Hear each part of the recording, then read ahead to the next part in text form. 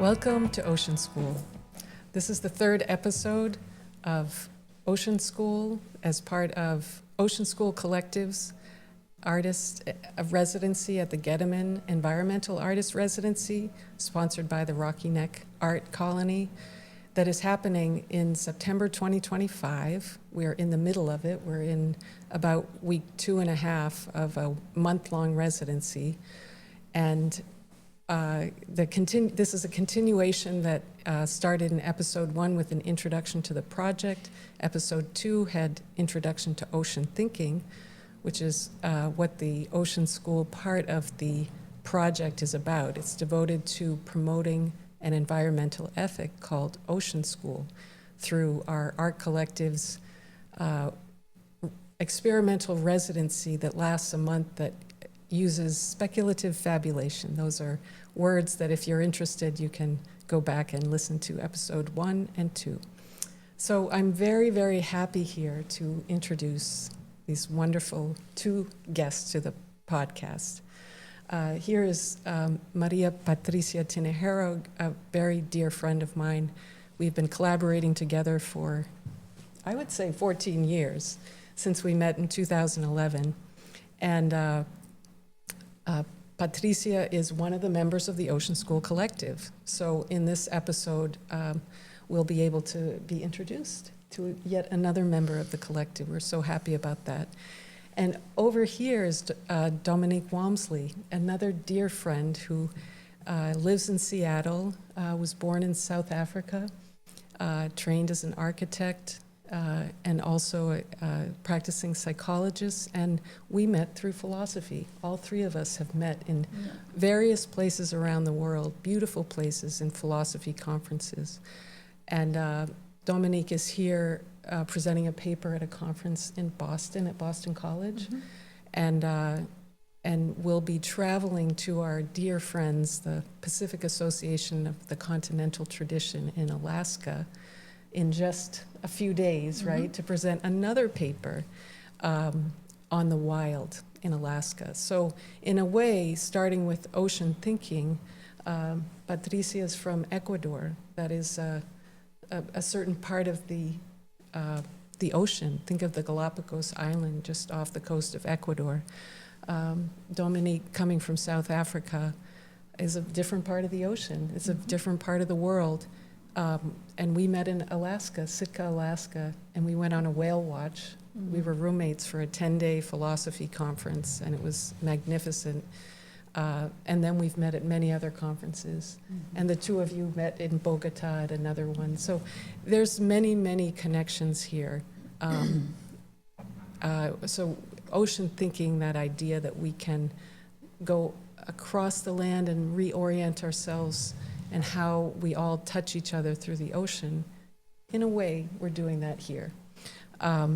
So I would like to now, with that short introduction, we're devoting this episode to kind of a discussion of 3 philosophers about ocean thinking, but just sharing our work with each other.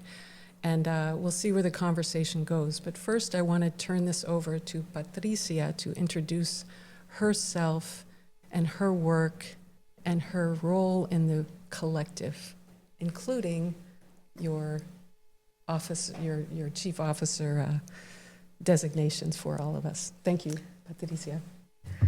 Thank you, Kate. It's wonderful to be here today. It's a pleasure to see Dominique back here in Beverly. Thank you for that warm introduction. I am an artist by train and a philosopher by passion, I guess, or opposite, or both. So I have my PhD from 2023, I think, and the work that I've done is it's basically on soil and the health of soil, and then you will think, why are you talking about ocean now and how those related? They seem completely opposite, but they are actually very connected and very related, and perhaps that's where this concept or this framework that we are establishing of ocean thinking becomes kind of an umbrella term to think about what others have called the critical zone, or what others are calling it beyond the human thinking, ecosthetics, or these other terminology that relate to our relationships with the environment in ways that are critical, but are also finding ways to create new narratives that go beyond the narratives of the legacy of colonialism and extraction and imperialism. So these new frameworks that we're trying to explore here are bringing a lot of terms and words. But I think what the work we do in Ocean School is we're trying to make these big words and these big words that frame big ideas into experiences that are visual but also engaging with the community, so we can start experiment and exploring how our values can change the situation that we are into of environmental concern, depletion of soils, pollution of waters, and so on. So what is my role in Ocean School?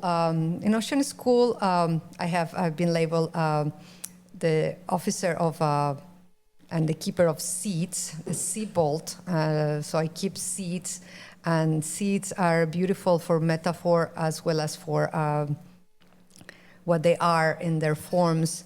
They contain, we can go back to a philosophical, since we're among philosophers today, thinking about the seed that is famous by Hegel, the acorn seed, that he talks about, that it contains the potentiality of everything that it could be. So I want to extend that and say that the seed is part of the environment it belongs to, but it contains the knowledge that it has inherited from where it comes from, plus the adaptation of the environment that it ends in. So in that sense, the seeds in the ocean are this kind of new adaptation of thinking for new challenging times. Thank you so much, Patricia. And I would add that you're also the Chief Value Officer, and having known you for so long and shared, the development of our work together, you've come up with an amazing philosophy called Becoming Soil. And in many ways, what I've learned from you is that soil, and I had the pleasure to visit your family in your home country of Ecuador, and those just giant mountains going down, that the rocks themselves over crushing, millennia come to soil, is the most valuable thing we have, even though we kind of treat it like dirt sometimes, right? So I would say, to me, your Becoming Soil is a major contribution to thinking, and it is connected to ocean thinking, and that is, this pleasure of exchanging our ideas and working together in our collaborations. And if you listen to the first podcast, we described some of the work that Patricia and I have done in art collectives over these past 10 years working together. So if you're interested in that aspect, please go back and listen to the earlier episodes.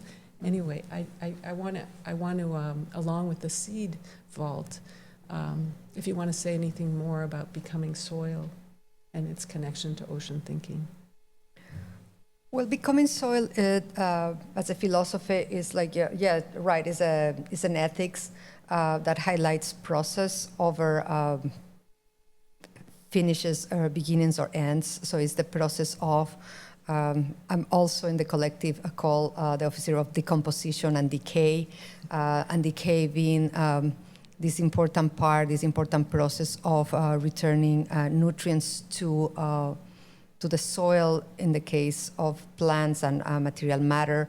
And in the case of the ocean, the decay of the fallen whale that becomes part of this rich ecosystem that is necessary for the health of the ocean.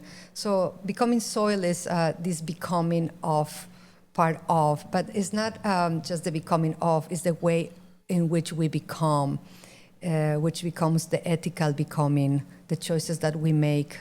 They matter as we will be exploring how interconnections are unraveling the different aspects of the ocean and the earth itself.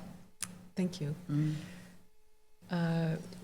So maybe it's a good time to turn to Dominique's work. And again, such a pleasure to see you here in Boston. And I think we must have met in the Sitka Institute, which was sponsored by this group of West Coast philosophers who've been very influential to me. I consider we have mutual mentor in Jason Worth, I think, especially. So maybe you could start by just talking about your, your wonderful history that is, is artistic, the training you had in architecture, but then moving into philosophy and some of that work that leads up to this paper that we're going to explore in a minute. Mm-hmm. Yes, I've always been interested in how humans settle themselves in the world. And in architecture, I could maybe influence the spaces that I would make for people. But it has a lot to do with the sort of artistic view of that also sort of enhances our being. We can make things ugly, or we can make them meaningful and beautiful. And so that was my interest in architecture. I also felt like it was a good way to start. Psychology seemed not quite as hands-on, creative in that kind of way. So it was a way of me to engage in my interests, but to broaden them. And then through economics and family changes over time, I started to study psychology to be a therapist so that I could help people embed themselves in the world in a better way. And the method of psychology was based on philosophy. So that perspective I really appreciated because it's not based on illness. Everybody's fine as they are, but we can help them settle better if they find ways in their life that are unbearable or difficult to manage. And so through that, I met philosophers from this group that Kate has been talking about. And then when I was done, was invited to study philosophy a little further with our mutual friend and mentor, Jason Worth. He also, lucky for me, has this sort of interest in, I can almost say, holistic philosophy. So it's not the logic of things, but the way that humans are in life in the world. And I found it really helpful to continue studying philosophy as I engage with my clients. So it's maybe even like you're doing with whales, that they show you that you're not the only thing there is, or that you're not the knower of everything. So like that's how I am with my clients, because they keep bringing perspectives to me, and then I can contemplate those things. Yes, Yeah. Wonderful. So I think I'm going to turn back to Patricia to kind of ground us in the residency that we're part of right now. And it's the Ocean School Collective. We've been working creatively at the Ocean Alliance in Gloucester, Massachusetts now for a couple, maybe about 2.5 weeks. And we had the opening on September 4th. We launched into Expedition Oceanborn. And each passage has a form.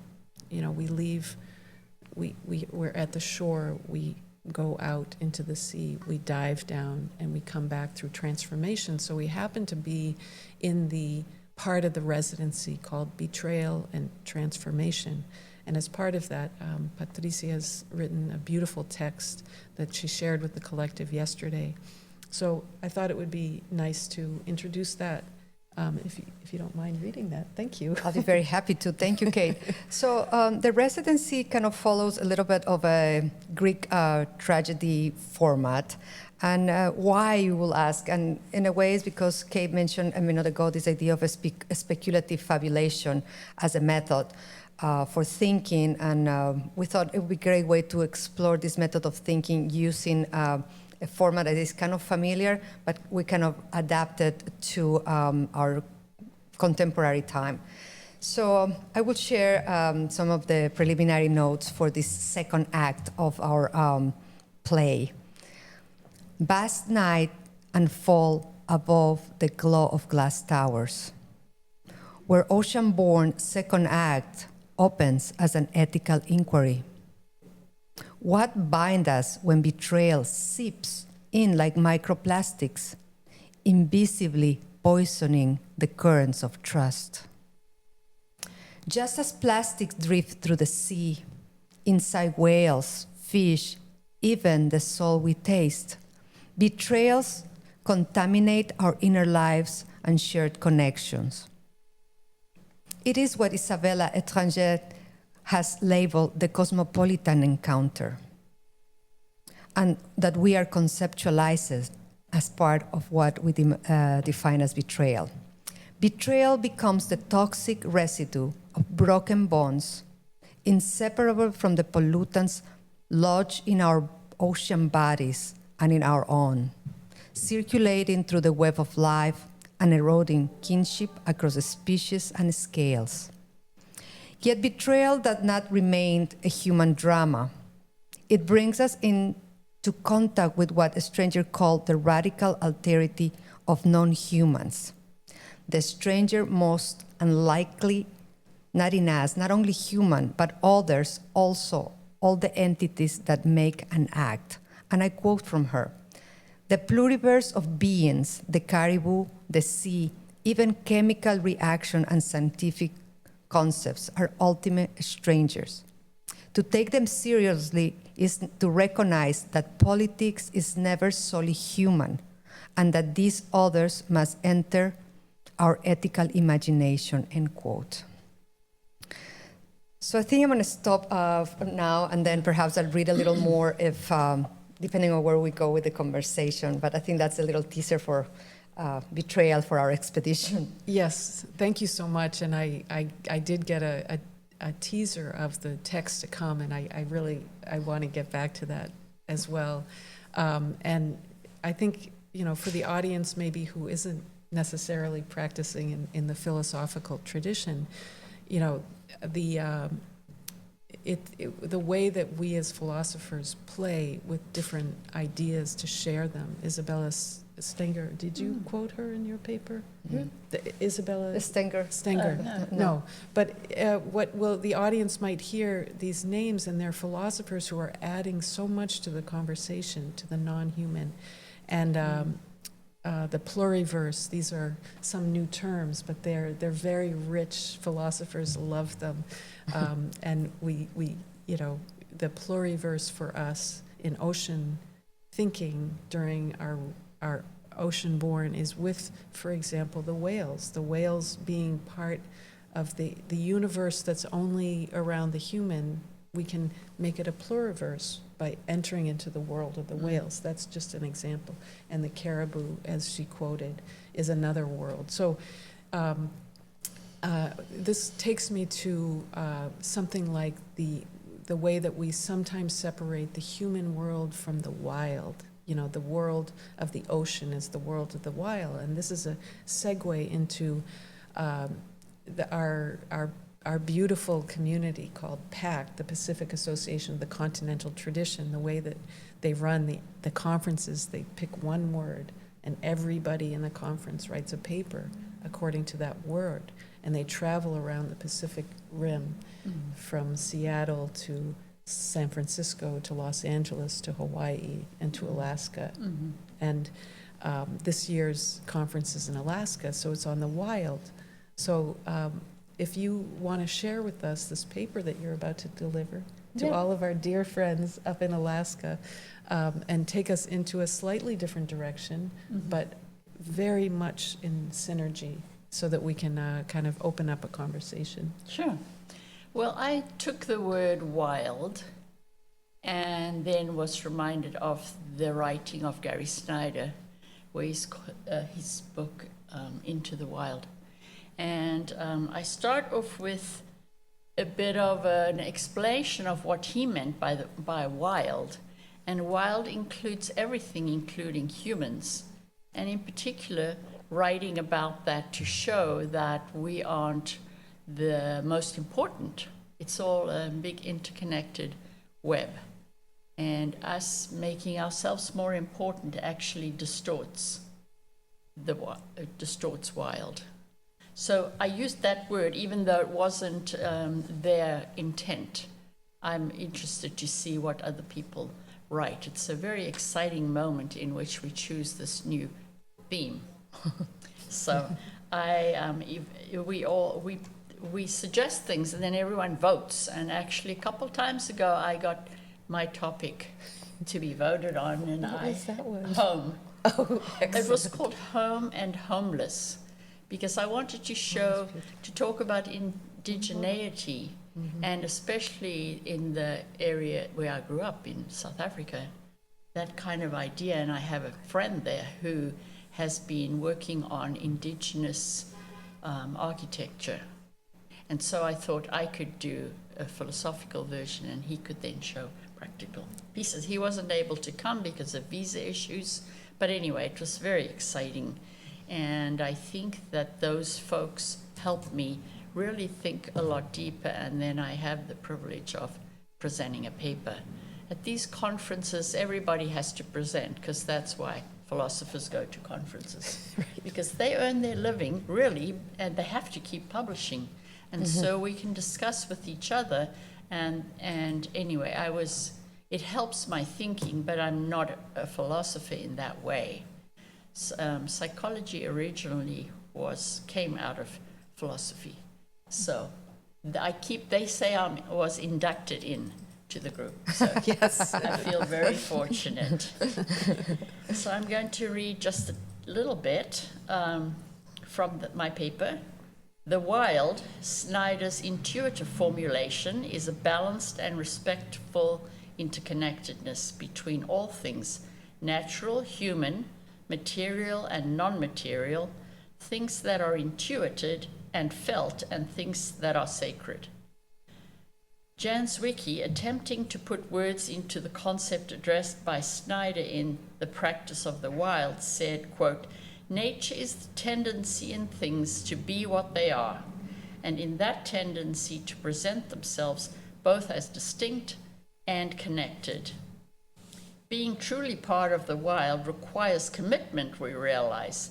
There is a version of wildness that evokes a childlike love, but there are also parts that remain challenging and need discernment to remain in the interrelationship." That's such a wonderful opening to your paper, and in some ways it connects to the work that we're doing in the Ocean School Collective on Expedition Oceanborn. And two things that stand out to me in your opening about the wild are the holding together, and perhaps through the sacred, both the play and the violence. And we're in this moment of the betrayal and the transformation. We do something as artists through things like speculative fabulation, where it is a sense of play and that wonder. We say wonder is our weapon, and we engage with these very difficult, the realities of the ocean being full of the toxic, for example, the pollution, the things that threaten the wild. A place like Alaska has so much wilderness, but yet the encroachment of many things on that world affects our interrelatedness. So I wonder if maybe just take us in a little bit closer to how you connect the sacred to the wild, maybe in relation to this, how you talk about play and also violence or challenges, as you say. Like being in the wild is not easy if you're up in Alaska, I don't think. Yeah. So you can maybe redirect me if I'm not addressing exactly what you're saying. But my paper is a lot about different parts of wild and how they all might have perspectives that then interconnect. So one of the people that I write about or am talking about is Rodolfo Kusch, who wrote about the Quechua people in Argentina, and they have a very different and even a different way of wording things. You know, so in philosophy or in the West, modern West, we use a lot of logic and reasoning. And yet there's a way of understanding things that's very different. And that's why I also used Jan Zwicky, because she has this, she's a poet in Canada, and she has this idea called lyric knowledge. So it's knowledge that isn't gained by reasoning things or testing them and therefore evoking them into awareness. But there's a way of knowing that's deeply influential, but it's lyric knowing. And also, Kush talks about the way that you intuit things, and there's a word called uku, and uku is kind of could mean heart, but they also use it for your stomach and your entrails and all interior parts. And somehow there is a way of getting to know that they prioritize, which is not rational or written down in words, and you can't really touch or prove. And so through experiencing, there is a knowledge. And then to pass that on, there's other ways of doing that, which is storytelling, which highlights certain aspects through the story. And even sometimes when hunters go out and have an experience, they come back and teach the rest of the people, but through a story. So we could call it indirect, but it's actually more fleshed out than just saying, oh, it was scary, you know. There's a lot more going on than that. Yes. And so it's a whole different way of knowing, and that's what I appreciated so much. In psychology, often we can just diagnose someone with an illness, and even we know that that manual does not actually point to things accurately either. And so having that sort of rational way of helping people feel healing is crazy. It's not really human. It's sort of abstracted out and then applied. And then in the end, it doesn't work. Yes. Well, there's so many synergies with what you're writing about and what we're exploring in our residency. And one of them is the mythopoetic, the storytelling. And in the mythopoetic, there is an element of telling a story so that others can find themselves in that story. Yes. I was thinking you asked about sacred. So there are certain parts of countries or land that's sacred. And for us to go in and we go like, why is this sacred? I mean, they know, and they have helped each other know why they are. And then there's a sort of a orienting, I'm thinking, because the sacred is something where you are in awe or you're humbled. Yes. So that piece of land for them does have that effect.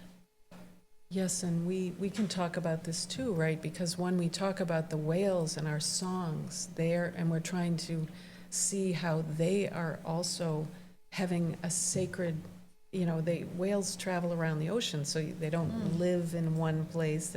They always are moving, but they're moving in the song. The humpback whales sing the song when they move from the Caribbean up to the Stellwagen Bank, which is right off Gloucester. And then they sing again, only the males, when they go from the north back to the south, to the birthing grounds and to, you know, in the winter place. So that kind of sacred, that journey is a sacred space.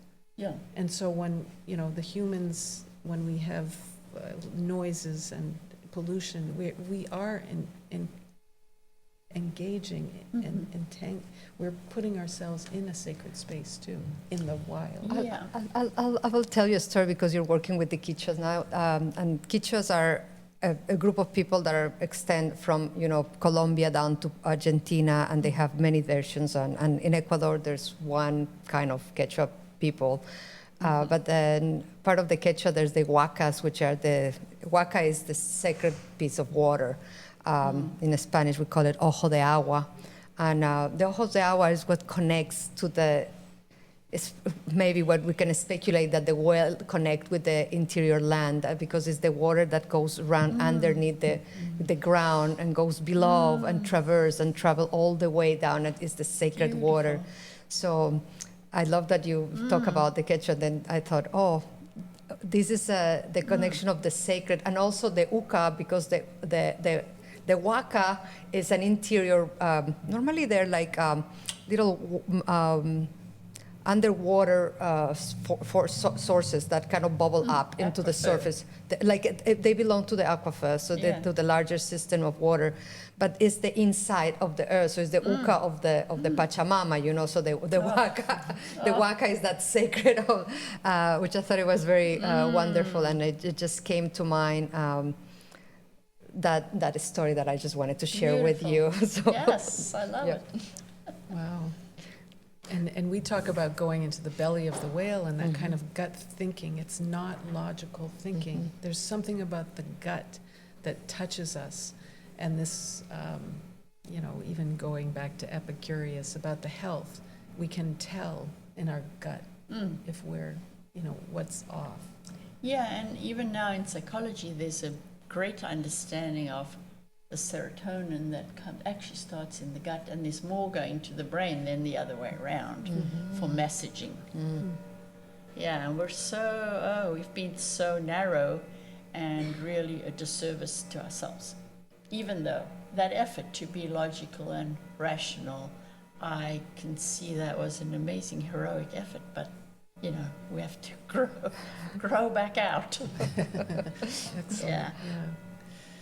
Also, it was really wonderful to hear about the wild and Schneider. I've done a little work with this idea of another concept that is the feral and versus the wild, and I thought about Anna Singh and her the Atlas of the Feral and what the feral is within the age of the Anthropocene. Well, I think she used the Plantocene as her terminology for describing this new era of divided land and monoculture, capital, oil capitalism and that. So I was thinking about the feral and the wild because a lot of the work that I've done before and the work that I do now has to do with this idea of the plastic and the pervasiveness of plastic and what happened with plastic becomes wild, it is out of our control. So, we cannot call it wild, so perhaps it's feral in that sense that it is part of the human infrastructure.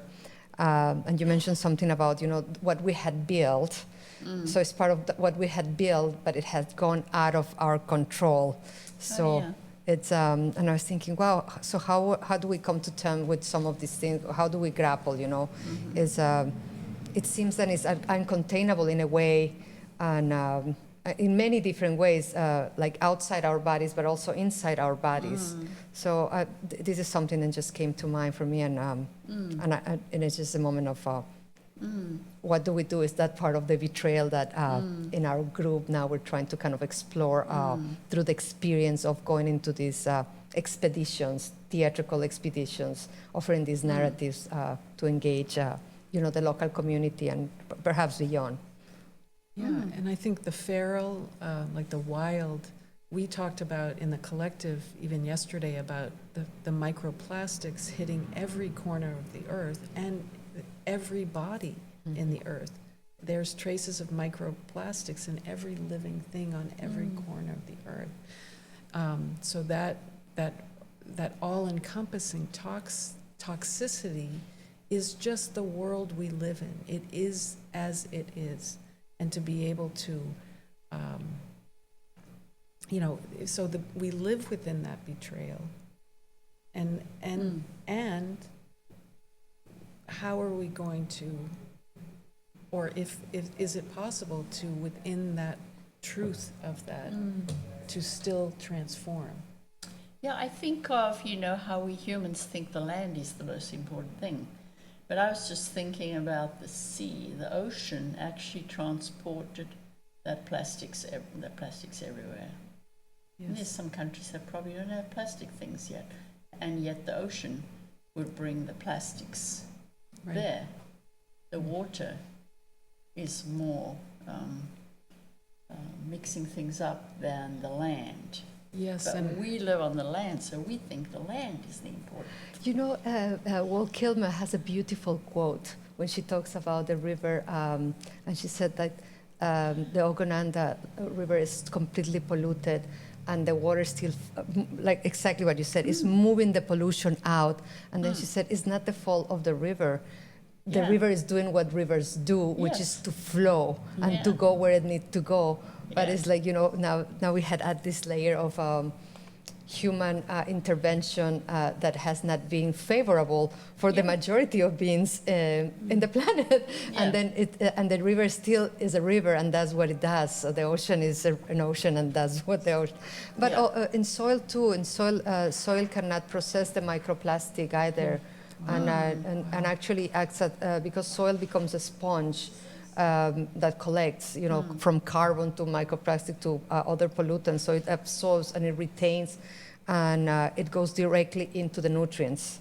So the way that, especially PCVs and the piece that I wrote a little bit has to do with that research that I worked with a collaborator a few years ago about tracing how if it was possible to trace PCV in the bloodstream, and there's blood work that it could be done that is very expensive and very inaccessible, especially for the people that is mostly affected by it.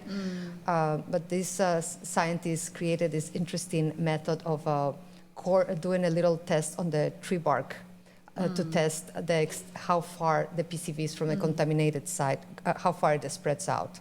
So they measure the amount of plastic in the core, not in the core of the tree, but just in the bark of the tree. Yeah. So that kind of brings back this idea of like how the non-other human teaches, and this idea of knowledge. Knowledge is in collaboration with the other, Yeah. with the other non-human. In this case, the trees, but also from Ocean School and our work we do in Ocean Alliance, the Ocean Alliance that's originally a lot of the song research for the whales, but now they study pollution through collecting the snot of the whale and measuring the levels of pollution within their bodies, and that tells the amount of pollution in the oceans.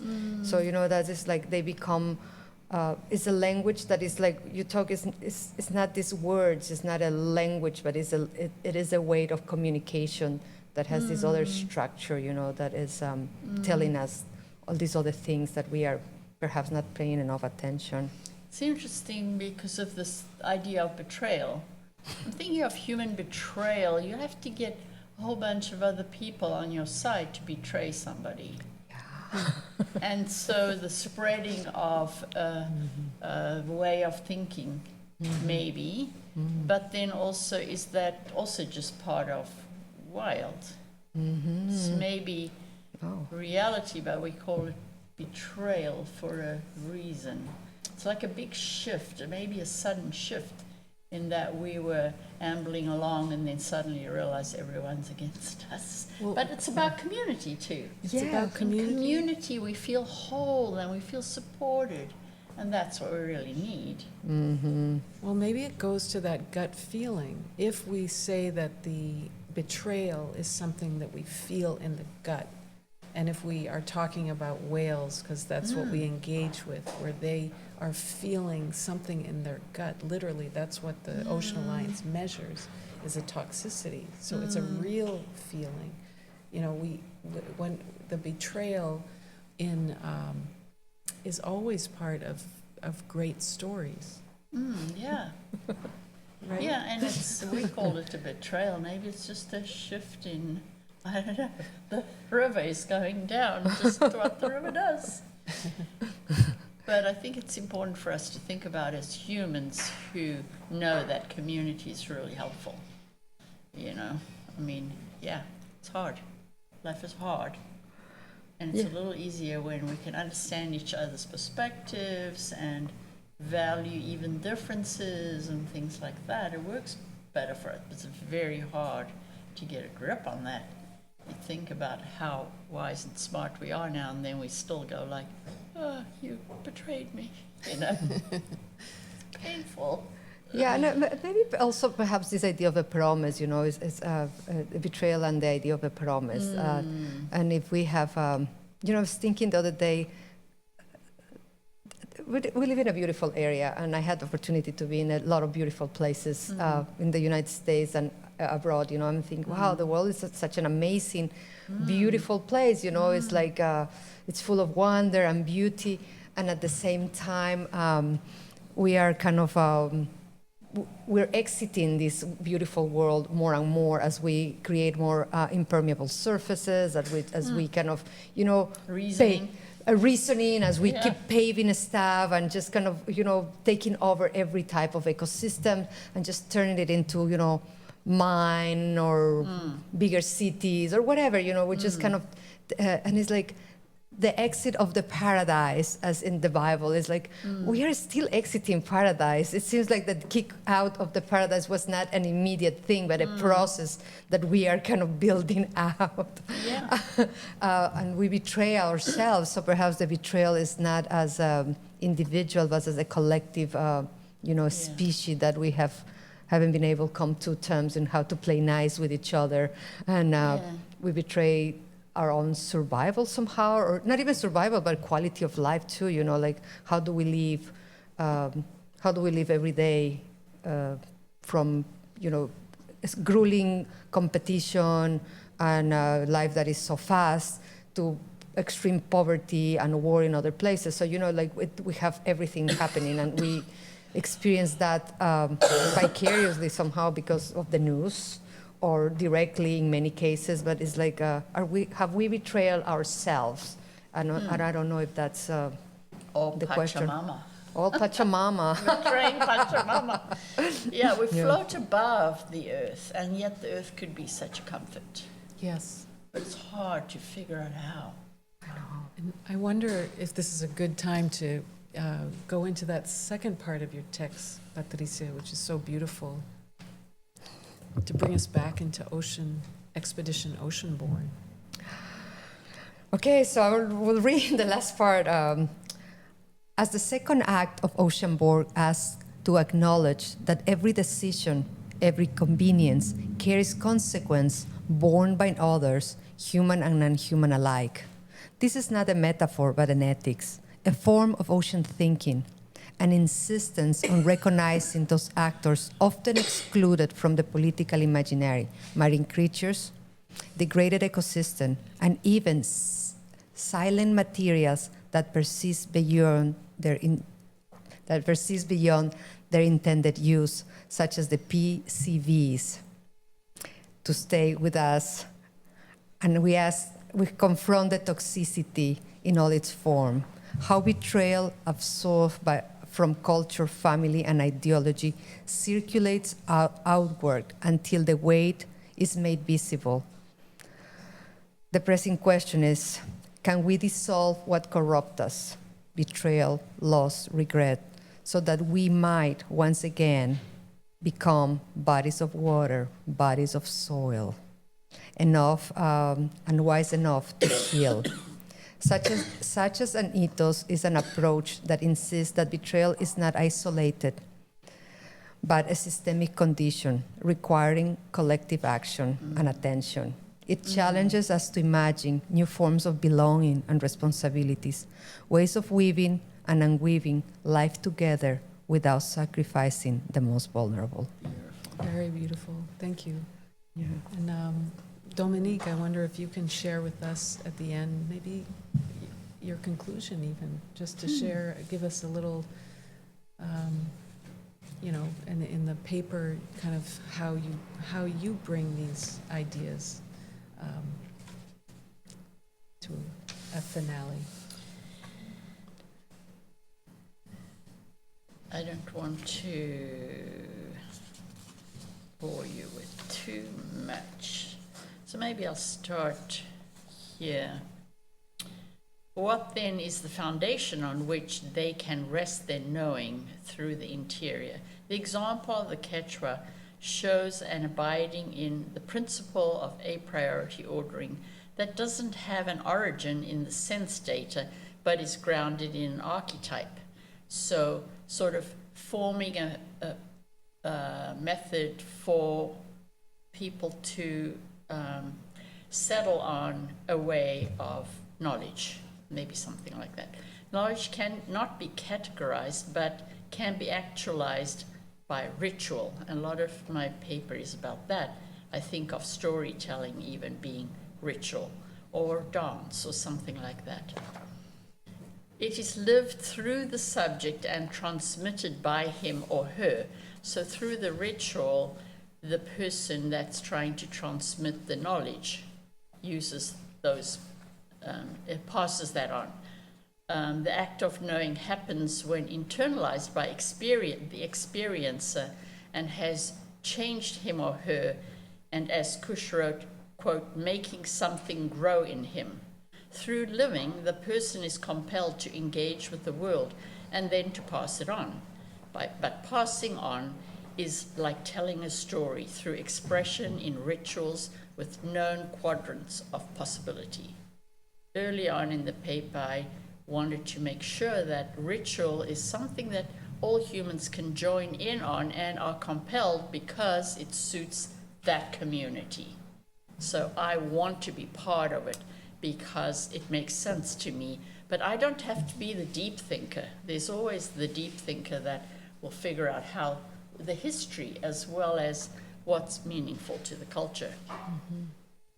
Kush thought that there could be a, quote, recovery of a consciousness of unity among those deep contradictions that tear us apart, end quote.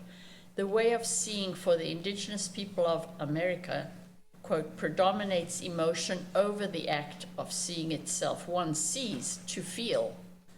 They participate in order to understand more than we do, not of objects, but of, quote, one full of movements and happenings, end quote. They do not prioritize their will. We are not too far away from this. We could see what we might do here as a ritual of affectivity. By we, I mean the modern Westerners. Two authors, Graeber and Wengrau, referred to the Nuer and Inuit people to emphasize that they are modern just the same as we are, but they do show us possibilities we never would have thought of. Being modern means they're not innocent hunter-gatherers, you know, where we go like, yeah, they're just not smart like us. No, they're modern like us, but they show new possibilities and prove that people are actually capable of enacting such possibilities, even building whole systems around them. They're viable cultures. In our questioning and our action, Snyder wrote, quote, one must take on conditions as they are, painful, impermanent, open, imperfect, and then be grateful for impermanence and the freedom it grants us. Zwicky saw hope in that we have an, quote, inherent longing toward wholeness and coming home to self. She wrote, quote, Lyric's intuition is that the grammars of consequence, the narrative and logical argument distort the mystery of what is. Lyric order, unmediated by human language, is not rational, causal, or systematic. It is rather resonant, end quote. This is the language of the wild, and it calls us to participate, expecting the conditions, and learn how to be grateful for them. So beautiful, and we, as Expedition Oceanborn, open the lyrical to the whales. Yeah. Yeah. I think this is a beautiful way to end this podcast. Thank you so much for being here. It's been a blast. So. Thank you. Thank you very much. Thank you. Appreciate it.